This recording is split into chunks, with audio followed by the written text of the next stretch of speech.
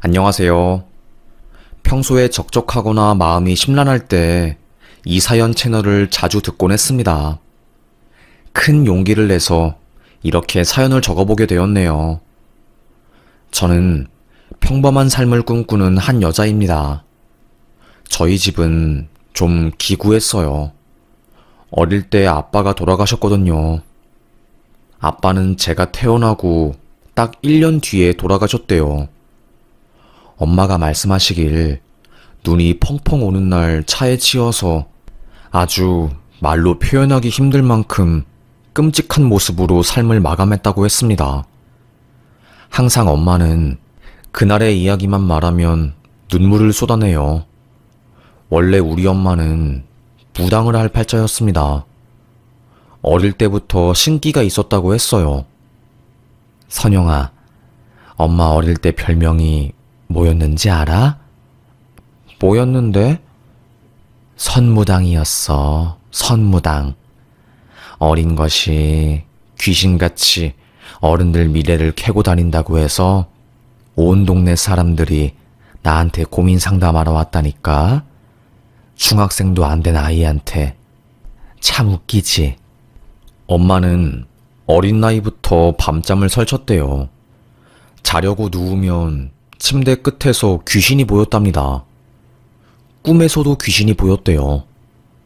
대화를 막 하고 있으면 외할머니가 엄마의 얼굴에 찬물을 부어서 깨웠다고 합니다.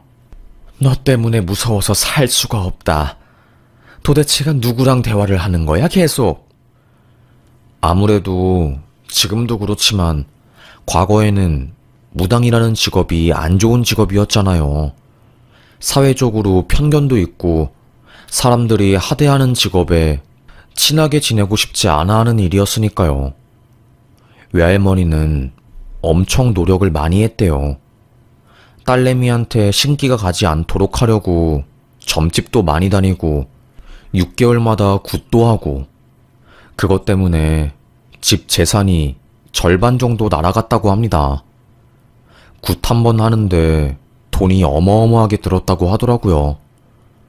그래도 다행인 것은 엄마의 먼 친척 중에 신기를 받아서 무당을 하겠다는 사람이 나타났고, 엄마한테 가던 신기가 다른 분한테 가기 시작하면서 인생이 조금씩 편해지기 시작했다고 합니다.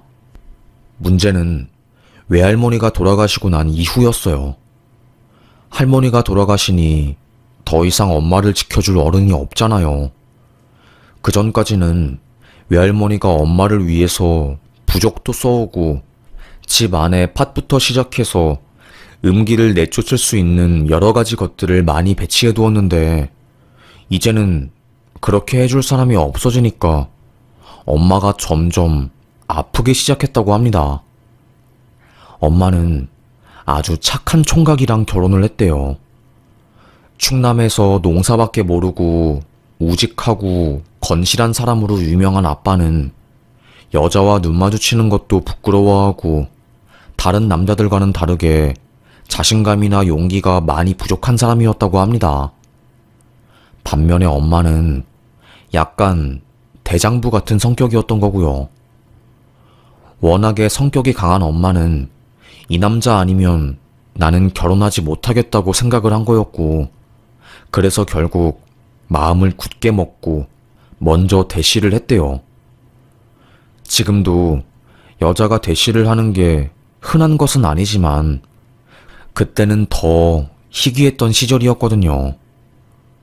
여자가 먼저 마음을 표시하면 사람들은 발랑 까진 여자부터 시작해서 남자의 환장한 여자라면서 손가락질하고 그랬던 시절이었으니까요.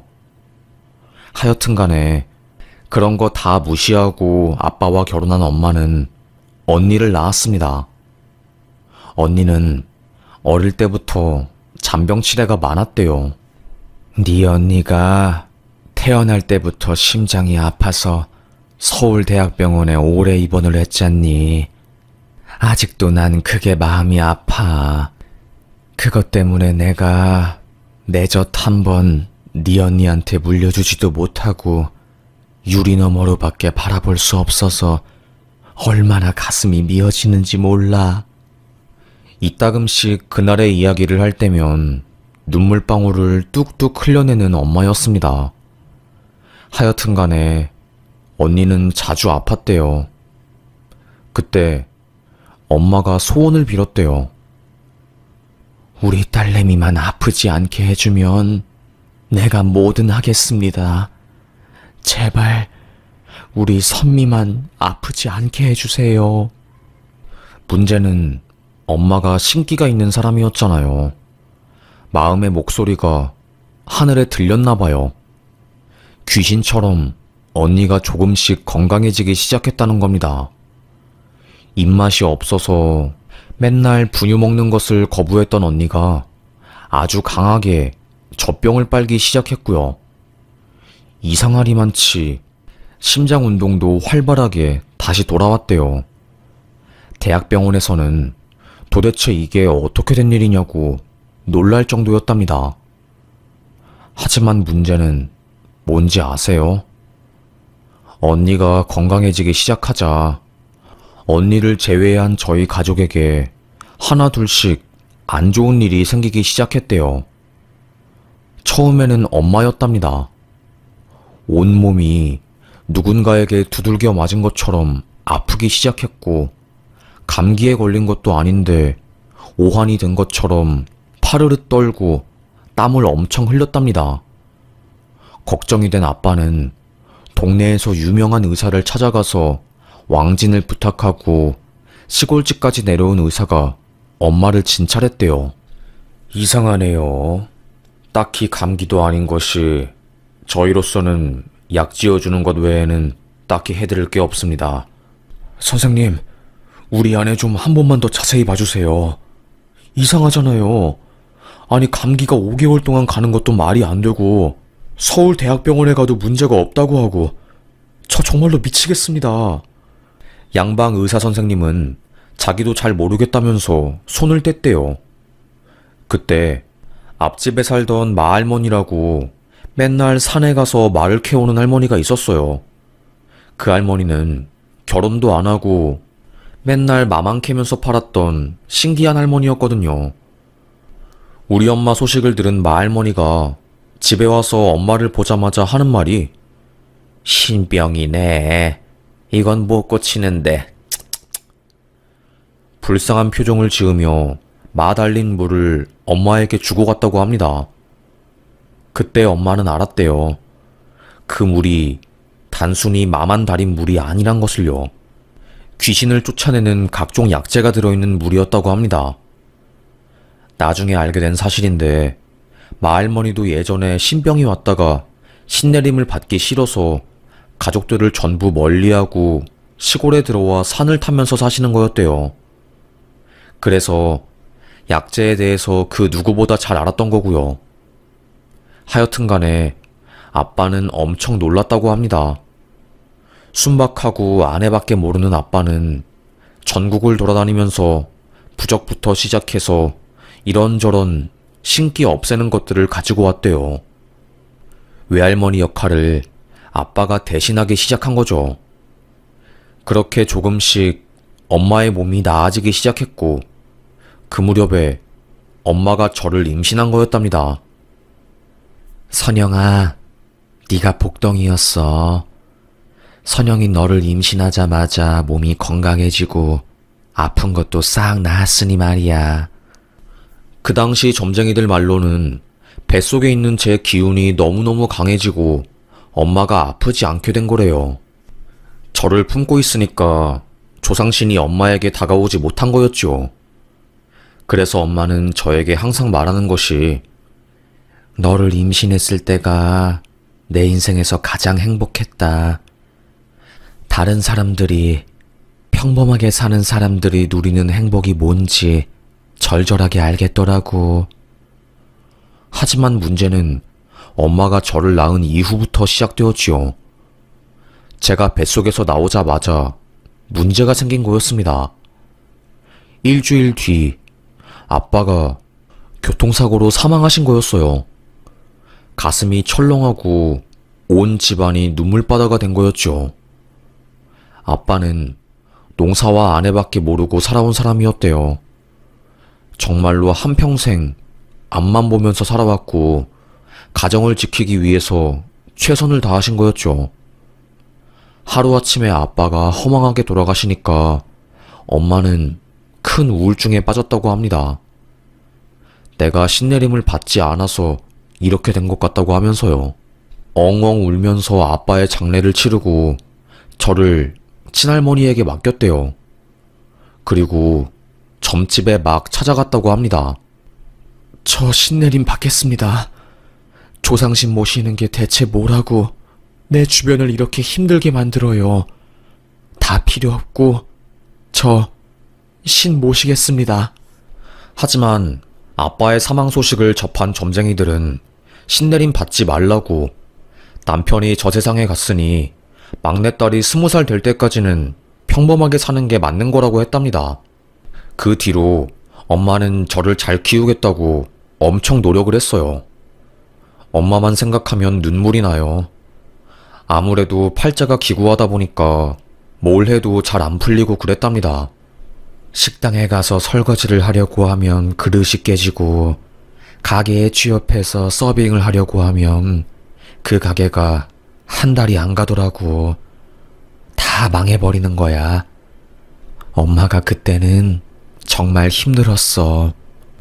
옛날 이야기를 하면서 눈시울이 붉어지는 게 다 보였습니다. 저도 속상하더라고요. 그때 한 점쟁이 아주머니가 엄마에게 조언을 해주었나 봐요. 그쪽이 접시를 만지면 깨지고, 그쪽이 취업을 하면 멀쩡하던 가게가 폐업하고, 그게 다 왜 그런지 알아? 점쟁이가 될 팔자는 칼을 가까이 해야 해. 항상 나를 가까이 해야지 해가 없어.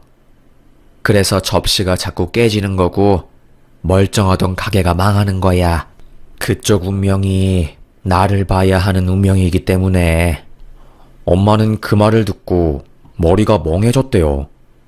그동안 힘들었던 모든 게 이해가 되기 시작하면서 수긍하게 된 거죠. 그때부터 엄마가 시작한 일이 바로 칼을 가는 일이었습니다. 먹돌 하나 사서 동네 사람들한테 돈 받고 칼을 가는 일을 시작한 거였어요. 엄마가 칼을 갈면 안 잘리던 것들도 숭덩숭덩 잘 잘린다면서 소문이 쫙 난 겁니다. 옆 동네부터 시작해서 농기구, 낫, 곡괭이 등등 별의 것들이 다 들어오기 시작한 거였죠. 엄마는 칼 갈아서 자식들 다 대학을 보냈어요. 그러다가 10년이 지나니까 사람들이 칼이 무뎌지면 버리고 새로 사기 시작하니까 엄마도 점점 설 자리가 없어진 거였죠. 그래서 엄마가 시작한 일이 뭔지 아니? 바로 도축일이야. 도축. 여자가 하기 힘든 직업이었습니다. 하지만 타고난 운명이 기구한 엄마는 그런 일도 척척 잘 해냈지요.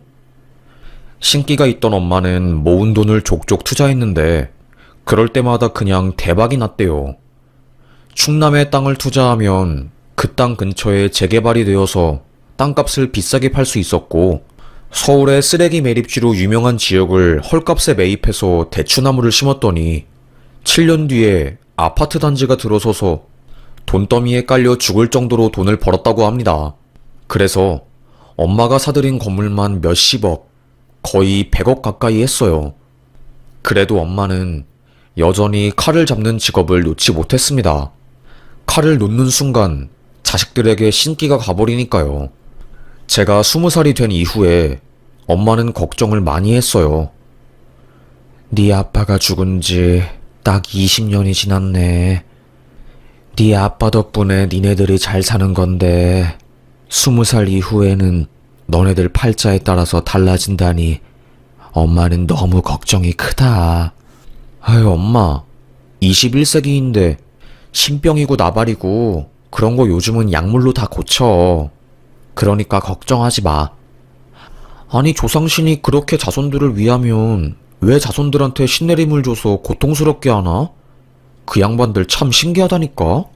성격이 센 저는 신내림 그거 별거 아니라면서 그냥 대충 넘겼습니다.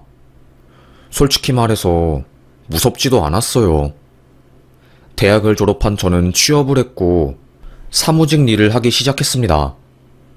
책상에 가만히 앉아서 일을 하는 게 저에게는 너무나도 잘 안 맞더라고요. 워낙에 에너지가 많은데 가만히 앉아 있으니까 몸이 근질거렸습니다. 겨우겨우 먹고 살기 위해서 꾸역꾸역 참아가며 일을 하던 중에 남자친구를 만나게 되었어요.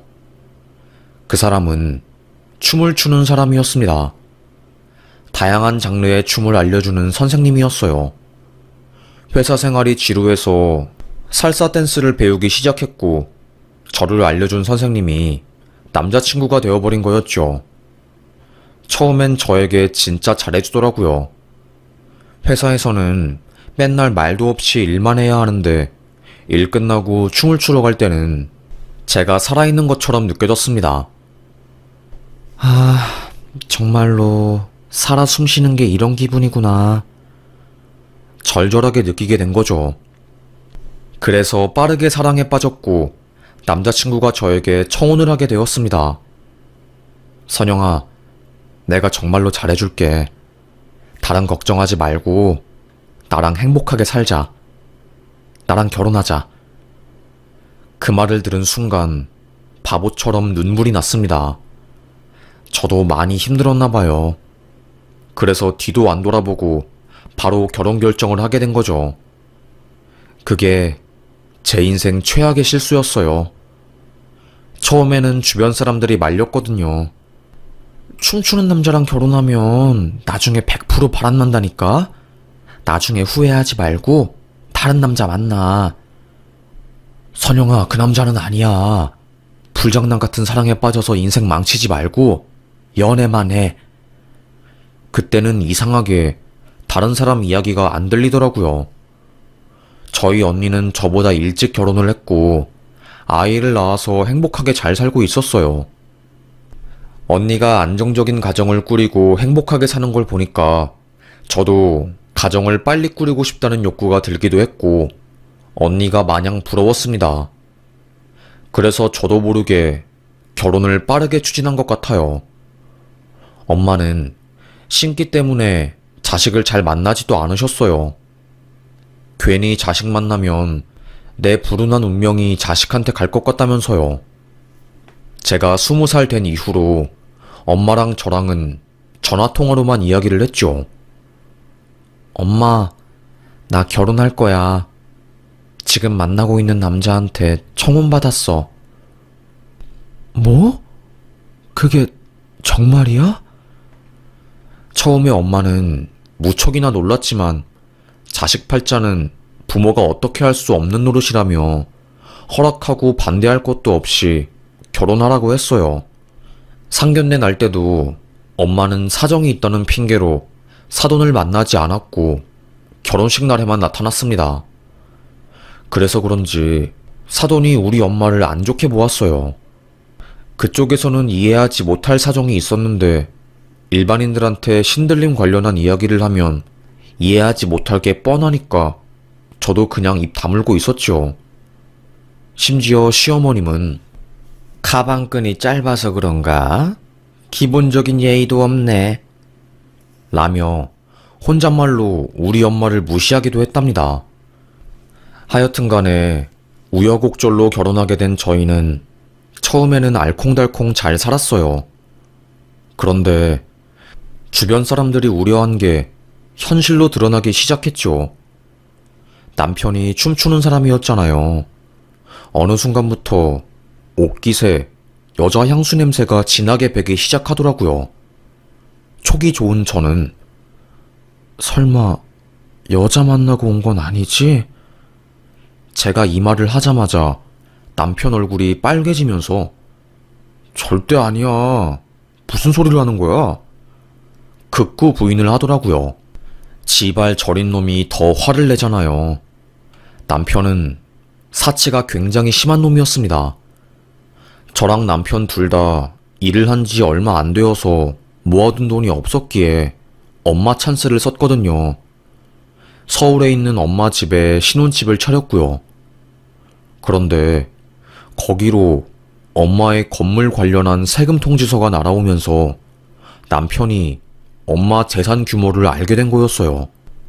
사위가 내 재산 규모를 알았는데 쫌생이처럼 구는 건 좀 아니겠지? 엄마는 사위에게 큰 돈을 턱턱 주기도 했어요.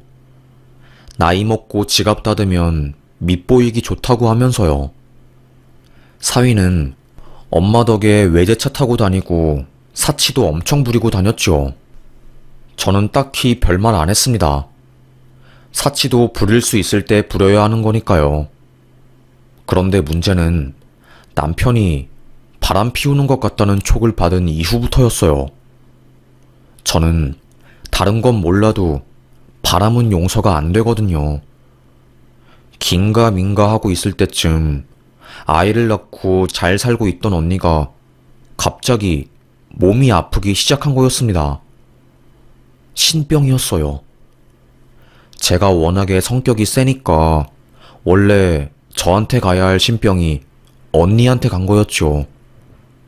평범한 가정을 꾸리고 행복하게 살고 있는 언니가 아프니까 제 가슴이 찢어질 것 같았습니다. 언니는 신을 모실 만한 깜냥이 안 되는 사람이었어요. 워낙에 착하고 선하고 여렸으니까요. 엄마는 자식들이 아픈 것보다는 내가 아픈 게 낫다 라며 온갖 도사들을 다 찾아가고 그랬습니다. 하지만 엄마도 나이가 있는 편이었고 신을 모시기에는 체력적으로 부담이 있었어요. 결국 저는 제가 신을 모시기로 했습니다. 어차피 나는 신 같은 거 무섭지도 않고 하루 종일 신당 차리는 게 아니라 그냥 밤에만 잠깐 신 모시면서 살 거니까 그렇게 할게. 언니도 엄마도 이제는 편하게 살아야지. 대장부 같은 성격인 제가 팔을 걷어붙였습니다. 남편 몰래 신내림을 받았어요. 저를 도와주신 무당분께서는 날 위해서 칼춤을 추다가 발을 베일 정도였습니다. 제가 가지고 있는 기가 너무 강해서 자꾸 조상신을 튕긴다고 하더라고요. 그래서 원래는 신내림 받으면 몸도 아픈데 저는 아픈 것도 없이 밥만 잘 먹었습니다. 저도 가정이 있다 보니까 하루 종일 신당을 지키진 못하고 저녁에 잠깐 신당에 가서 조상신 모시고 다른 사람들 신점을 봐주었어요. 신내림을 받은 지 얼마 안 되어서 용하다고 소문이 쫙 났고요. 사람들이 저를 무진장 많이 찾아왔어요. 저는 사람들에게 신점을 봐줄 때만큼은 머리를 쪼여매고 아주 무서운 메이크업을 했고요. 그런데 중이 제 머리 못 깎는다고 하잖아요. 다른 사람들 미래는 턱턱 봐주고 앞으로 갈 길 잘 예언해주면서 제 인생은 그러지 못했습니다. 어느 날 잠을 자는데 꿈에서 목소리가 들리더라고요. 네 남편, 항아리에 구멍 뚫어놓고 돈 줄줄 빼가는 네 남편은 언제까지 옆에 둘 거냐? 내가 니를 그리 가르쳤느냐? 한 할아버지의 호통 소리가 크게 들리는 겁니다. 너무 놀라서 벌떡 일어난 저는 식은땀을 쏟아냈어요. 그때 든 생각이, 우리 엄마 재산 때문에 남편이 기고만장해서 살고 있는 거구나 싶었습니다. 저는 엄마가 남편에게 준 카드부터 시작해서 외제차 등등을 뺏어야지 내가 살 수 있을 거라고 생각을 했어요. 바로 제가 그걸 빼앗아 가기에는 우리 엄마 체면이 안 사니까 이리저리 핑계를 냈습니다. 여보, 큰일 났어. 엄마가 투자를 잘못해서 사기당했나봐. 건물이랑 재산 전부 다 홀라당 날아갈 것 같아. 최악의 상황일 때는 파산도 생각해봐야 한다고 하더라고. 남편은 깜짝 놀라서 저를 쳐다보았습니다. 그래서 그런데 엄마가 준 카드랑 차랑 전부 다 나한테 다시 줘. 장모님이 파산당할 위기에 처했다고 하니 남편도 꼼짝 못하고 받은 거를 다 토해냈습니다. 며칠 뒤 사단이 일어난 거죠. 술에 잔뜩 취해온 남편은 저에게 아니, 장모님은 고졸이라서 그런 건가? 왜 재산 관리를 똑바로 못해서 자식들한테 피해주고 그러셔? 진짜. 막 혼자서 중얼중얼 욕을 하더라고요. 다른 건 다 참아도 엄마 욕하는 건 못 참겠더라고요. 괜히 제가 일반인한테 화를 내면 살 날아가서 안 좋은 일 생길까봐 최대한 남편한테 화내는 걸 참았는데 그때는 그러지 못했습니다. 당신 지금 나한테 뭐라고 했어?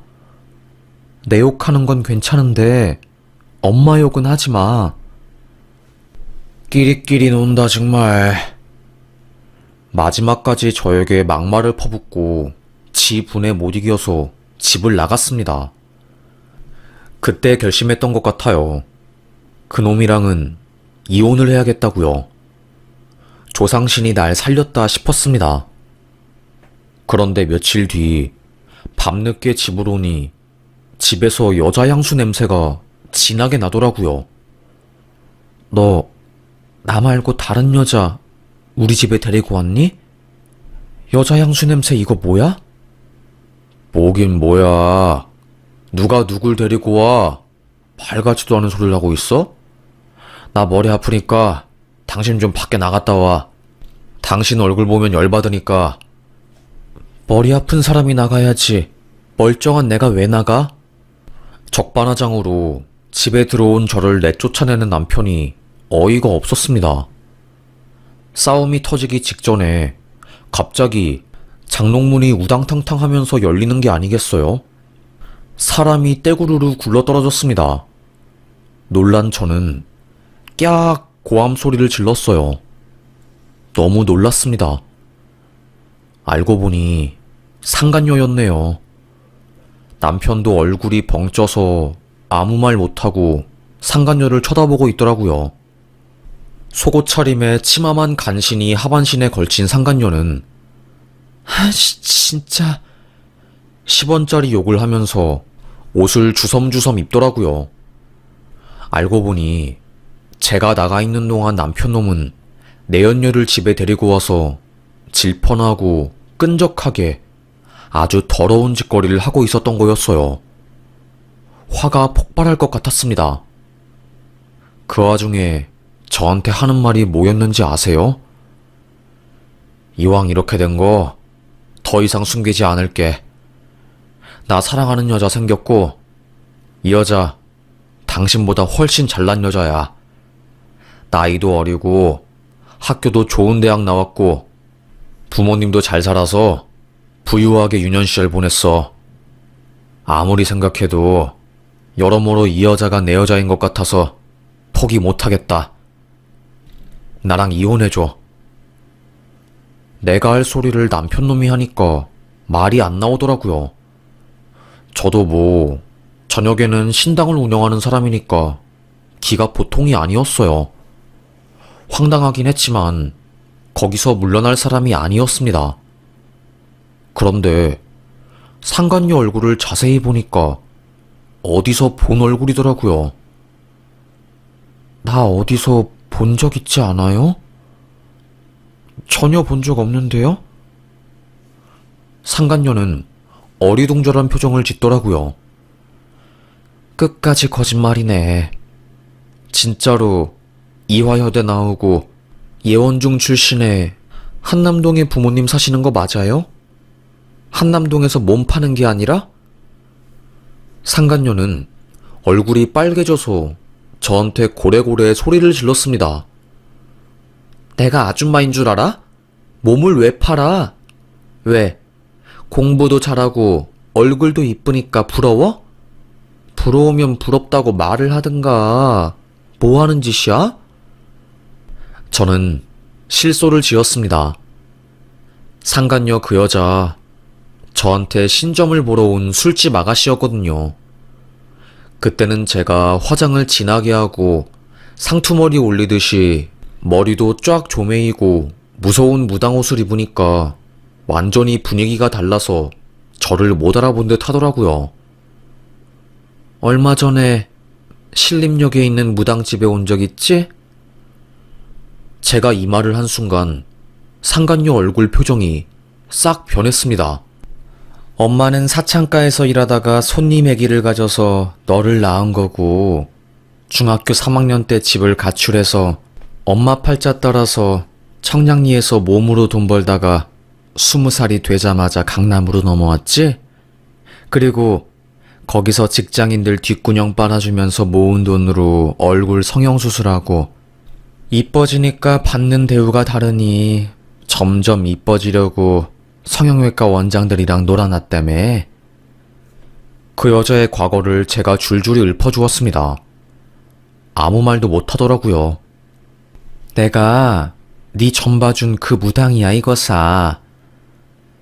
뒷주머니에 있는 명함을 꺼내서 그 여자 얼굴에 팍 던졌습니다. 아무것도 모르고 있었던 남편은 당신이 무당이라고? 저에게 되물었고, 어차피 나랑 이혼할 거니까 내가 무당 일을 하든 말든 상관없잖아? 남편 놈 어깨를 팍 밀치고 나왔습니다. 이쑤시개처럼 힘없는 남편 놈은 저의 손짓에 발라당 몸이 뒤로 꼬꾸라졌고, 넘어지면서 바지가 부악 찢어지고 망신 개망신을 당했네요. 만나던 남자 앞에서 지 과거가 까발려진 상간녀는 저희 집에서 대성통곡을 했고요. 저는 집을 나와서 경찰한테 신고를 했습니다. 네, 현대아파트 101동 205호인데요. 무단 침입으로 신고 좀 하려고요. 제가 모르는 여자가 저희 집에 있네요. 빨리 연행해 가주시죠. 제대로 복수까지 했습니다. 출동한 경찰들이 상간녀를 데리고 파출소로 갔고, 집에 사람이 싹 나간 순간 저는 집으로 다시 들어갔습니다. 그리고 그 안에서 중요한 물건만 딱 빼서 신당으로 갔네요. 그리고 조상신한테 기도를 드렸습니다. 감사하다고요. 괴물 같은 놈, 악마보다 더 악마 같은 거머리를 떼줄 수 있게 용기를 주어 감사하다고 했네요. 그렇게 저는 그놈과 이혼을 했습니다. 이혼 소송에서 승소를 하게 되었고, 상간녀 소송으로 위자료 3천만 원을 받았어요. 3천만 원이 큰 금액처럼 안 보일 수도 있지만 통상 상간녀 위자료 소송 중에 가장 큰 금액이라고 할 수 있다네요. 그나마 그게 저에게는 위로가 되었습니다. 무당은 가정을 평범하게 꾸리고 살기에는 힘든 운명이라고 하더라고요. 워낙에 사람 자체 에너지가 많고 자유로운 기질인 저는 차라리 이혼한 지금이 더 행복합니다. 제가 조상신을 모시니까 우리 엄마랑 저희 언니가 이제는 아픈 것도 없고 행복하게 잘 살아서 좋네요. 평생 칼 잡는 일을 해야지 자식들에게 안 좋은 일이 없을 거라는 엄마는 이제 칼 잡는 일을 그만두고 평범하게 인생을 즐기면서 살아가고 있습니다. 주변에 신점 봐주시는 사람들이 저에게 그러더라고요. 너는 기가 워낙에 세서 조상신이랑 기운이 맞먹어.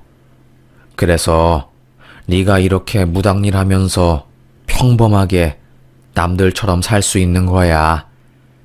우리 봐봐. 온 가족 파탄나고 혼자 외롭게 살고 있잖아. 불행인지 다행인지 제가 가지고 있는 기운이 워낙에 강해서 조상신이나 다른 영혼이 저를 쉽게 건드리지 못한다고 하더라고요. 그래서 제가 뱃속에서 엄마를 지켜준 건가 봐요. 저는 좋습니다. 저 하나 희생해서 우리 가족을 지킬 수만 있다면 그걸로 만족해요. 그게 제 인생이니까요. 남들은, 특히나 기독교를 믿는 분들은 무당분들을 안 좋게 보실 수도 있지만 사실은 무당이 되고 싶어서 되신 분들은 없어요. 다들 자기 가족들 지키기 위해서 희생하면서 살다 보니까 이렇게 된 것뿐이더라고요. 저도 이전까진 몰랐고요. 하지만 제가 무당이긴 하지만 저도 이쁘게 사랑하고 평범하게 살고 싶은 욕구가 있기 때문에 언젠간 다시 사랑할 수 있을 거라고 믿고 오늘도 앞으로 나아가려고 합니다.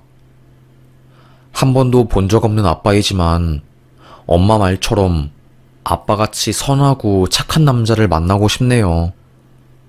아빠는 본인을 희생해서 두 딸들의 청춘을 지켜준 대단한 사람이니까요.